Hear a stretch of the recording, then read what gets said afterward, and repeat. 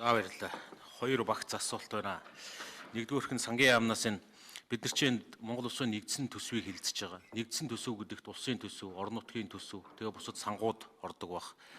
Тэгэхээр үндсэндээ энд бид нар улсын төсвийг л тойрсон хилцүүлэг яваад дуусгах шинжтэй болоод байна л да. Юу гэж хэлэх гээд байна вөхөр баг 3 гарын их найд хөрөнгө оруулалт орохгүйгээр 3 гарын их найдын урсгал засвар энэ урсгал шийдвүүлгүүд дахиад дээрэс нь бусад сангуудын төлбөр орон нутагт хийгддэг юм байна.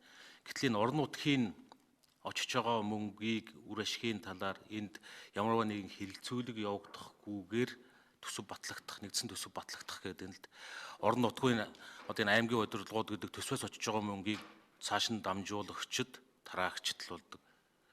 Яг тэнд орон нутгийн удирдлагуудыг төсвийн одоо үндсэндээ 4 аймгаас бусд нь баг бүгдээрээ татаас авдаг юм байна. Гэтэл одоо яг сангийн яамнаас асуух гэж байгаа нь энэ аймагуудад ямарваа нэгэн тийм үзүүлэлт, сайн муугийн тухай үзүүлэлт, орон нутгийн удирдлагуудыг эренбэлж дараалсныг ийм ойлголтууд одоо юу байдгүй, ямар аймгийг энэ төсвийн шилжүүлгүүдийг хэрхэн айж үр дүнтэй, орон нутгийн төсөө үр дүнтэй ашигласныг энд нэг тийм өөрснөө орлогоо бүрдүүлэх, татаас бага авдаг болох, энэ лүү чиглэсэн тийм хөшүүрэг механизмууд байдгүй. Энийн дээр ямар ойлголтууд, ямар үзүүлэлтүүд бас байгаад байна. Ер нь бол тэр төсвөөс татаас авахгүй байгаа 4 аймаг гэдэг бол дахиад ерөөсөө нэг улуурхаан ордогтой Эрдэнэт, Өмнөговь, Дорногов гээл ингээ хитгэл аймаг. Бусд нь бол тэгэл ерөөсөө бүгдээрээ л улсын төсвөөс татаас авдаг. Тэрийг хэмждэг, дүгнэдэг үзүүлэлт байдаггүй. Ийм байдал харагдаж байна. Энийн дээр бас нэг тодорхой тайлбар өгөөч. Энд энэ ямарваа нэгэн эрен бэлдэг үнэлж дүгндэг үзүүлэлтүүд байна уу? Ийм механизм хөшүүрэг байна уу гэж. Хоёрдугаарт нь хүнс хөдөө аж ахуйн хөнгөн үйлдвэрийн яамнаас сая тэр эргэн төлөлтөөс жидүү санхүүжих юм байна л да. Тэгэхээр сайдын хэлж байгаагаар бол энэ жил 50-аас эргэн төлөлтийн 50-аас санхүүжин гэсэн 16-гийн гүйцэтгэлтэй гэж юм л да. Тэгэхээр 21 онд тавьж байгаа тэр мөнгөн дүнгууд эргэн төлөлтүүд бол дахиад 20-30%-ийн гүйцэтгэлтэй жидүү сан жижиг дунд үйлдвэрлэлийг дэмжих гэдэг өөрөө тэгээд 21 онд бол байхгүй болж байгаа юм байна.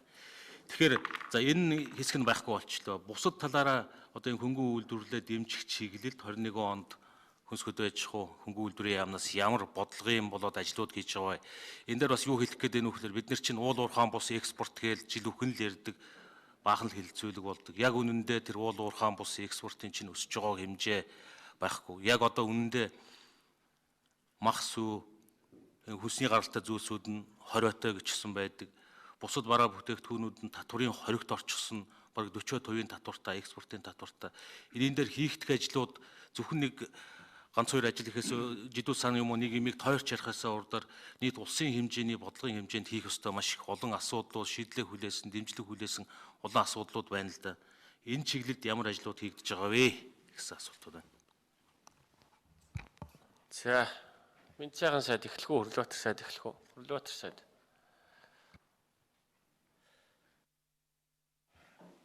За үндсэндээ бол хилцүүлэг бол энэ улсын төсөв, нийгмийн даатгалын сан, эрүүл мэндийн даатгалын сан гэсэн E2 бол өрнө. За орон нутгийн төсвийг бол одоо бид нар энд ярихгүй. Бас өөрийгөө удирдах байгууллагууд орон нутгийг бол өөрсдөө ярьдаг. Аймгийн иргэдийн төлөөлөгчдийн хурал өөрийнхөө төсвийг бол ярьдаг. Бидний хувьд бол хоёр л зүйлийг бол оролцож ирж байгаа. Төвлөрүүлэх орлогыг нь өгөх татаас хоёрыг нь л эндээс шийдэж өгдөг. Үлдснийг нь бол орон нутгийн өөрсдөө тэндээ яриад шийддэг гэдгийг хэлье. За, Минцайхан сайд 5%-ийн микрофон гишүүний асуултанд хариулъя. За гишүүний асуултанд хариулъя.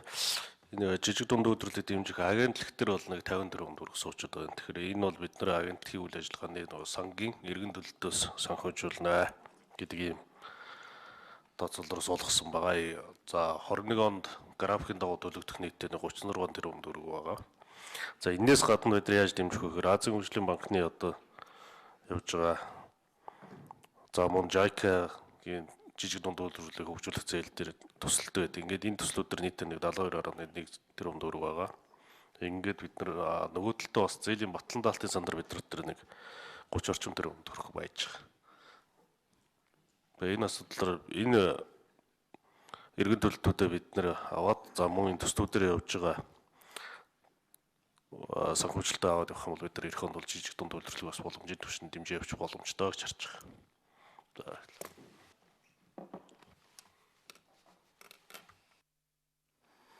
За. Саяны тэр Мэд сайхан сайдаас асуулт зөвхөн тэр жидүү сангийн мөнгө тойрсон ярианаас гадна нэгдсэн дэд үтцийг тэр уян дэд үтцийг хийх чиглэлд юу хийж байгаа гэсэн асуулт байна л да. Нэгдсэн брендинг, нэгдсэн судалгаа зөвхөн одоо ч аймагуд автозамаар холбогдчихлоо. Манай Монголын нийт бараа одоо үйлчлэгээний бараг 30% нь өртгийнх нь 30% нь тээврийн зардал эзэлдэг. Жишээ нь энийн дээр одоо бид нэр тээвэр логистикийн олон асуудлуудыг шийдэж болох энэ одоо үндсэндээ замтаа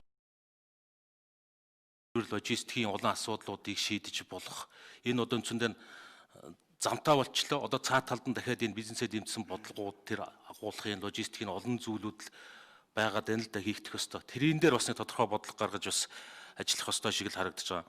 Өөр тэр миний Хүрлбаатар сайдаас асуусан асуулт ерөнхийдөө тэр орон нутгийн эрх мэдлийг ойлгож байна л да. Гэхдээ аймагуд чи ингээд ерөөсө татаас аваад яваад идэг.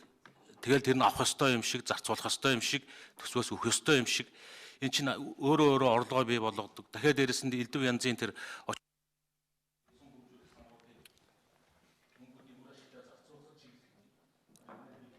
За санал хэлжлээ тийм үү зөвтгөрлөг шүү.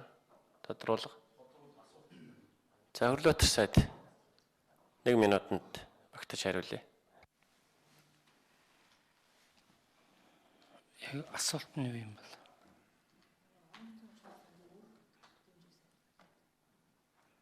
Орон нутгийн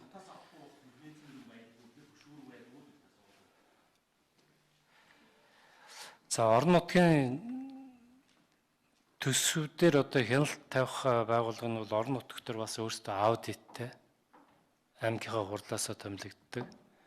Тэр аудит нь бас дүгнэлтүүдэд өгөх байхаа гэж бодож байгаа. Бид нар бол зүгээр суур зарлага, орлогын зөрөөгөөр бол татаасаа олгоод явцдаг. Ийм л одоо харилцаатай байгаа. За янз бүрийн одоо санхүүгийн зөрчил ялангуяа тэр улсын төсөвтэй холбоотой орлогууд дээр, улсын төсөвтэй холбоотой зардлууд дээр тухайн орон нутгт ямар нэгэн зөрчил гарвал бид нар одоо шалгаад зөвлөө явуулдаг. Ер нь бол орон нутгийн төсөв